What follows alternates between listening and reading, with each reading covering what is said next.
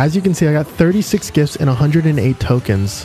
Now, if you follow all of those tips for each game, you should hopefully be able to make it to the end and earn a very similar amount, if not more gifts. Yo, what is up, guys? Welcome back to another Pet Sim 99 videos. The new Squid Game update for Pet Sim 99 is about to release, and I'm going to be going over that and checking out everything that's new. But before I do that, thank you all so much for getting me to 25,000 subscribers. Don't forget that once I reach 30,000 subscribers, I will be hosting another 50 huge pet giveaway. But until then, I will continue to give away at least 10 huge pets per video. If you want to learn how you can enter these giveaways, all the information will be in the description. Now, without further ado, let's check out this update.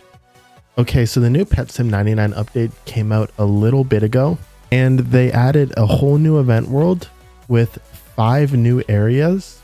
And the last area, there's actually another Titanic and huge pet raffle. So basically, in order to enter the raffles to give yourself a chance of getting a free huge pet or even a free Titanic, you need something called pet game tokens. Now, these tokens can be earned from either farming breakables or from competing in the pet games. Depending on how long you survive, you'll get a certain amount of tokens. Obviously, the longer you survive and the better place that you come in, the more tokens you'll get. They also added something called pet game gifts, which you can get from playing the pet games. I think it's the top 12 people that actually get gifts, and the higher you place, the more gifts you get. Currently, these gifts are worth 600,000 diamonds, which is actually quite a lot considering how many gifts you can get from winning. Now, I've spent quite a bit of time trying to perfect how you can win this game and find the most efficient way to win each individual minigame, which I will show you. But as you can see, just in my second game, I managed to win, and you get 29 gifts, which is quite a lot, as well as 680 tokens. As you can see, I've already won one of the pet games, and when you win, you earn 29 of these gifts, which is equivalent to almost 18 million diamonds right now, which is basically a free huge pet. So yeah, considering you get a bunch of tokens which you can use to enter the raffles and get yourself a chance of getting a huge pet or a Titanic, and you can get a ton of the new gifts which are worth quite a bit right now, playing the pet games right now is definitely the best thing that you could be doing to earn yourself a ton of rap. Now, technically you can get pet game tokens from breaking breakables, but from my experience, I still haven't even gotten one after farming for like 15 to 20 minutes. So either they forgot to add them into the breakable drop pool, or they're just really tough to get.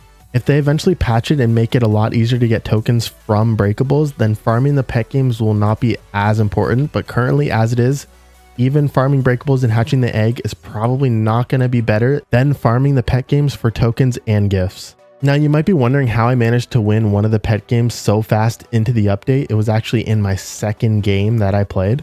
So just to help you out, I'm going to go over each game in the pet games to show you just how I was able to win so easily. So once you enter the pet game lobby, there's a little circle here that you have to stand in, and after a minute and a half, it'll bring all the players that are in the circle into the actual games. So I'm just going to sit here for the next minute and wait for it to drag me in.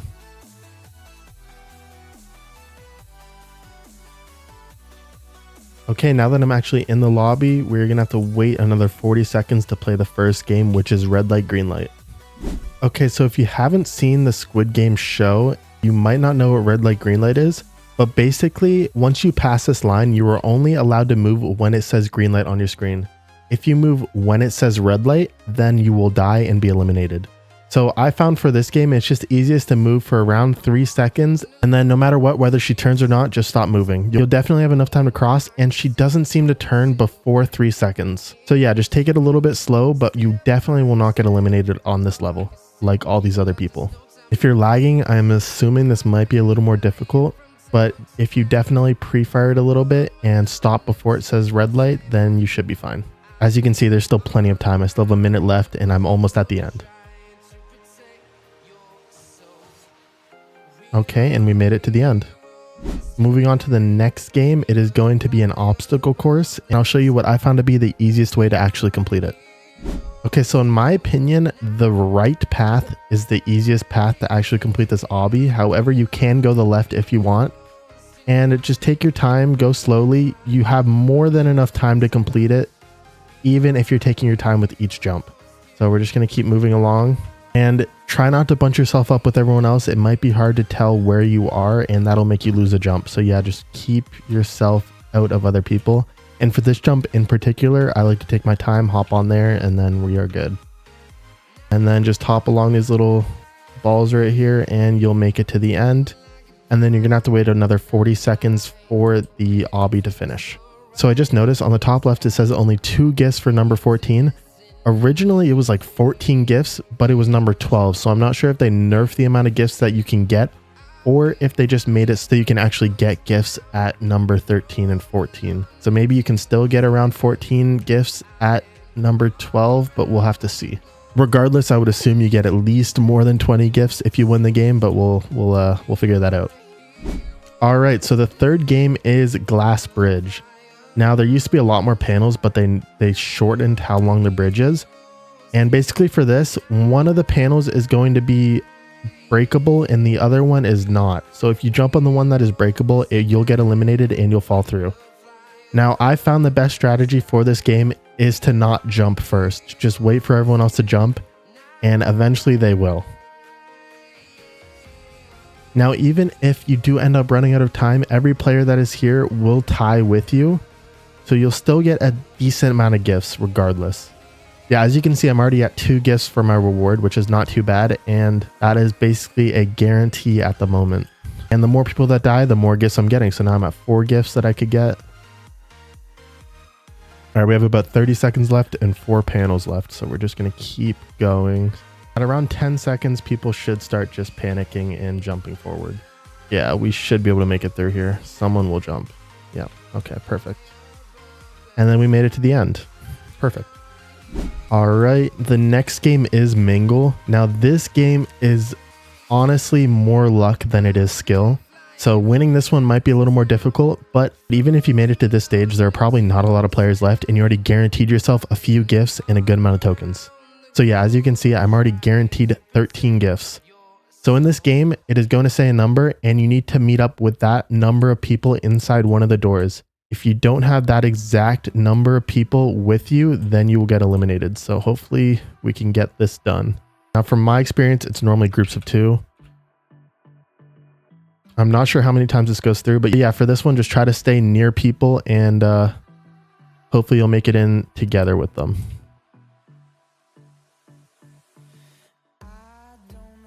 All right, there we go.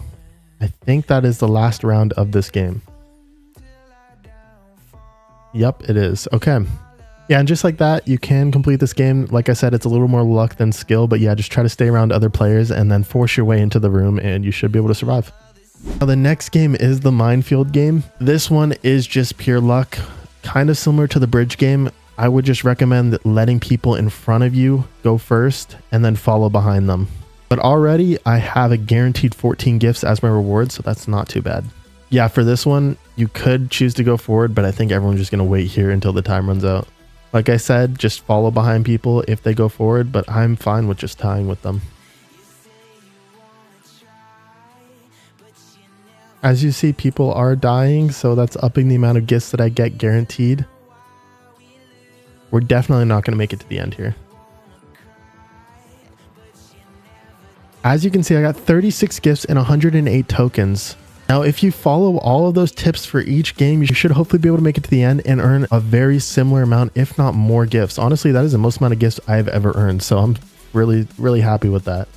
So just from that one round, I earned 100 pet game tokens, which honestly could have been more if I had any of the pet game boost tokens active.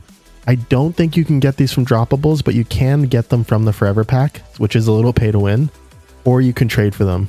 If you're going to be farming this, I would probably recommend to have a few active, but they're not mandatory.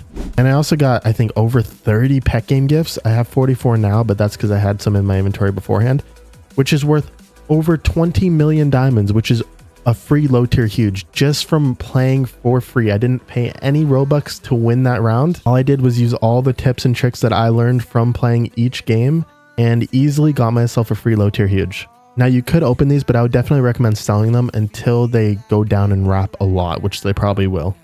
If you enjoyed this video or found it useful, don't forget to like and subscribe. Don't forget that once I reach 30,000 subscribers, I will be hosting another 50 huge pet giveaway on PetSim99, so stay tuned for that. With that being said, I'll probably release a couple more videos on this update, but if you have any content suggestions, make sure to drop them in the comments. I hope you all have an amazing day and good luck grinding. I'm just going to quickly check my mailbox. Don't forget that if you want to donate to me using the mailbox, my username is loopedmuffin_RBX. I appreciate all the mail that you guys send me and read all of your messages, but I only shout out any exclusive pets or anything over 5 million diamonds in wrap. Thank you so much, Bandos, for the snow globe hamster. And thank you, Bob Shack, for the 2 festive hydras.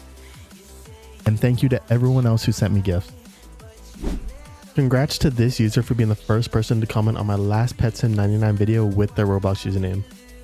You have won yourself a free huge pet. I do these kind of giveaways every single video, so make sure to turn on post notifications to be notified when I upload. It's time to roll the winners of my special 50 huge pet giveaway from my last PetSim99 video. Since this video did not reach any of the like goals, I will only be giving away exactly 50 huge pets. As always, I will be using a YouTube comment picker to choose random comments from my last video that contain that video's keyword. The usernames of all the winners will be shown on screen at the end of this time lapse.